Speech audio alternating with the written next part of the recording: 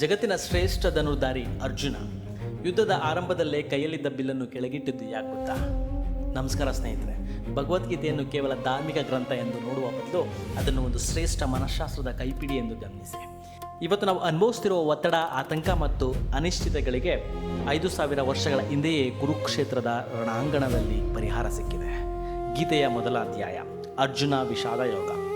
ಯುದ್ಧ ಆರಂಭವಾಗುವ ಮೊದಲೇ ಅರ್ಜುನನ ಮನಸ್ಸಿನಲ್ಲಿ ನಡೆದ ಹೋರಾಟ ಇದು. ಒಬ್ಬ ಮಹಾನ್ ವೀರನ ಮನಸ್ಸು ದುರ್ಬಲವಾದಾಗ ಏನಾಗುತ್ತದೆ ಎಂಬುದನ್ನು ಈ ಅಧ್ಯಾಯ ನಮಗೆ ಕಲಿಸಿಕೊಡುತ್ತದೆ.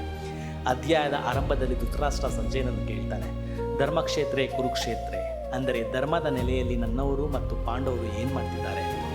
ಇಲ್ಲಿ ಧೃತರಾಷ್ಟ್ರನಿಗೆ ಪಾಂಡವರ ಮೇಲೆ ಪ್ರೀತಿ ಇಲ್ಲ, ಕೇವಲ ತನ್ನ ಮಕ್ಕಳ ಗೆಲುವಿನ ಬಗ್ಗೆ ಆತಂಕವಿದೆ.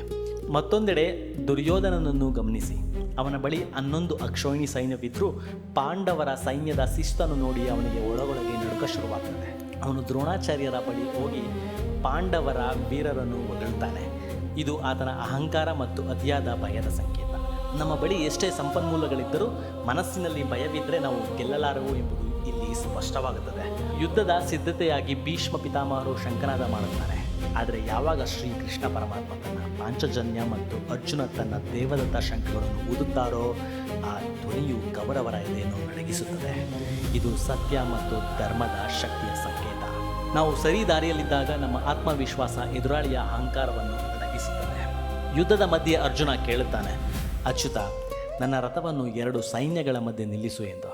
ಶ್ರೀ ಕೃಷ್ಣ ಪರಮಾತ್ಮನು ರಥವನ್ನು ಕರೆದೊಯ್ದು ಭೀಷ್ಮ ಮತ್ತು ದ್ರೋಣಾಚಾರ್ಯ ಎದುರಲ್ಲಿ ನಿಲ್ಲಿಸ್ತಾರೆ. ಇದು ಕೃಷ್ಣನ ದೊಡ್ಡ ತಂತ್ರವಾಗಿತ್ತು. ಅರ್ಜುನನಿಗೆ ಎದುರಾಳಿಗಳು ಶತ್ರುಗಳಾಗಿ ಕಂಡಿದ್ದರೆ ಸುಲಭವಾಗಿ ಯುದ್ಧ ಮಾಡುತ್ತಿದ್ದ. ಆದರೆ ತನ್ನ ಪ್ರೀತಿಯ ಪಿತಾಮಹ ಮತ್ತು ಗುರುಗಳನ್ನು ಎದುರಿಗೆ ಕಂಡಾಗ ಅರ್ಜುನನಿಗೆ ಮೋಹ ಉಂಟಾಗುತ್ತದೆ. ಅತಿಯಾದ ಭಾವನಾತ್ಮಕ ಸಂಬಂಧ ಹೇಗೆ ಮನುಷ್ಯನ ಕರ್ತವ್ಯ ಪ್ರಜ್ಞೆಯನ್ನು ಮರೆಸುತ್ತದೆ ಎಂಬುದಕ್ಕೆ ಇದು ದೊಡ್ಡ ಉದಾಹರಣೆ. ಅಲ್ಲಿಯವರೆಗೆ ಅತ್ಯಂತ ಆತ್ಮವಿಶ್ವಾಸದಿಂದ ಅರ್ಜುನ ಸಡನ್ ಆಗಿ ಮಾನಸಿಕವಾಗಿ ಕುಸಿದು ಬೀಳ್ತಾನೆ. ಅವನ ಕೈಯಲ್ಲಿದ್ದ ಗಾಂಡೀವ ಧನುಸ್ಸು ಜಾರಿ ಬೀಳ್ತದೆ, ಮೈ ನಡುಗ್ತದೆ. ಕೃಷ್ಣ, ಈ ರಾಜ್ಯ ನಮಗೆ ಬೇಕಾ? ನನ್ನವರನ್ನೇ ಕೊಂದ ಮೇಲೆ ಸಿಗುವ ಸುಖಕ್ಕೆ ಬೆಲೆ ಇದೆಯಾ ಎಂದು ಹತಾಶನಾಗಿ ರಥದ ಮೇಲೆ ಕುಳಿತುಬಿಡ್ತಾನೆ. ಇದನ್ನೇ ನಾವು ಪ್ಯಾರಾಲಿಸಿಸ್ ಆಫ್ ಅನಾಲಿಸಿಸ್ ಎನ್ಬೋದು. ಜೀವನದಲ್ಲಿ ಸರಿಯಾದ ನಿರ್ಧಾರ ತೆಗೆದುಕೊಳ್ಳಲಾಗದೆ ಭಾವನೆಗಳಿಗೆ ಬಲಿಯಾಗಿ ನಾವು ನಮ್ಮ ಗುರಿಯನ್ನು ಮರೆತುಬಿಡ್ತೇವೆ. ಅರ್ಜುನನ ಈ ಮಾನಸಿಕ ಸಂಘರ್ಷವೇ ಮೊದಲ ಅಧ್ಯಾಯದ ಸಾರ. ಮೊದಲ ಅಧ್ಯಾಯದ ಸಂದೇಶ ಇಷ್ಟೇ: ನಮ್ಮ ಮನಸ್ಸು ಗೊಂದಲದಲ್ಲಿದ್ದಾಗ ಎಷ್ಟೇ ದೊಡ್ಡ ಶಕ್ತಿ ಅಥವಾ ಸಂಪತ್ತು ಇದ್ದರೂ ನಾವು ನಿಶಸ್ತ್ರರಾಗುತ್ತೇವೆ. ಅರ್ಜುನ ಈಗ ಸಂಪೂರ್ಣವಾಗಿ ಶ್ರೀ ಕೃಷ್ಣ ಪರಮಾತ್ಮನಿಗೆ ಶರಣಾಗಿದ್ದಾನೆ.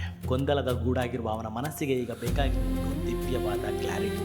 ಮುಂದಿನ ಅಧ್ಯಾಯದಲ್ಲಿ ಶ್ರೀ ಕೃಷ್ಣ ಪರಮಾತ್ಮನು ಅರ್ಜುನನ ಈ ಗೊಂದಲವನ್ನು ಹೇಗೆ ನಿವಾರಿಸ್ತಾನೆ ಮತ್ತು ಜೀವನದ ಪರಮ ಸತ್ಯವನ್ನು ಹೇಗೆ ಬಿಚ್ಚಿಡ್ತಾನೆ ಎಂಬುದನ್ನು ನೋಡೋಣ.